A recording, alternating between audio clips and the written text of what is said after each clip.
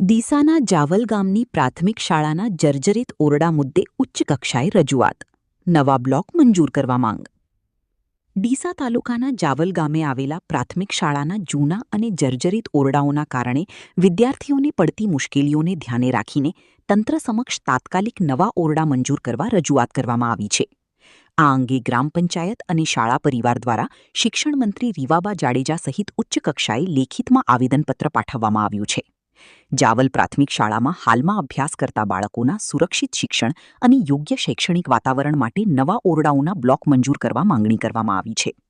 શાળાના જૂના બાંધકામની સ્થિતિ અત્યંત દયનીય હોવાથી વિદ્યાર્થીઓ તેમજ શિક્ષકોની સુરક્ષા સામે સતત ચિંતા ઊભી થઈ રહી છે. રજૂઆતના મુખ્ય મુદ્દાઓ: સુરક્ષા સામે પ્રશ્નાર્થ. જર્જરિત ઓરડાઓના કારણે વિદ્યાર્થીઓના જીવનું જોખમ વધી રહ્યું છે. નવા બ્લોકની માંગ. જૂના ઓરડાઓ ઉતારી પાડીને ત્વરિત ધોરણે નવા શૈક્ષણિક બ્લોક ઓરડાઓનું બાંધકામ શરૂ કરવું. ઉચ્ચ કક્ષાએ રજૂઆત. શિક્ષણ મંત્રી તેમજ સંબંધિત શિક્ષણ અધિકારીઓને લેખિત રજૂઆત કરી પ્રક્રિયા.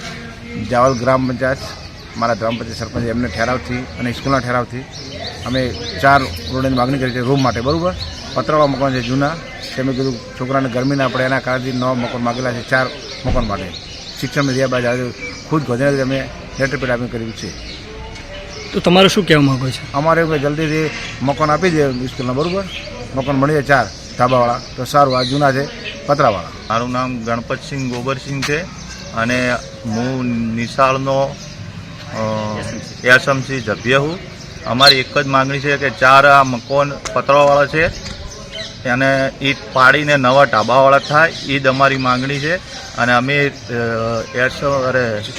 શિક્ષણ મંત્રી રીવાબા જાડેજાને ખાસ રજૂઆત કરેલી છે કે તાત્કાલિક અમારા મકાન નવા થાય એવી અમારી રજૂઆત છે.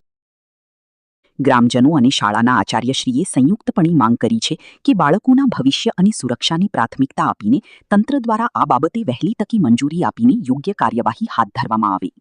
રિપોર્ટર પ્રતાપભાઈ બાઈવાડા.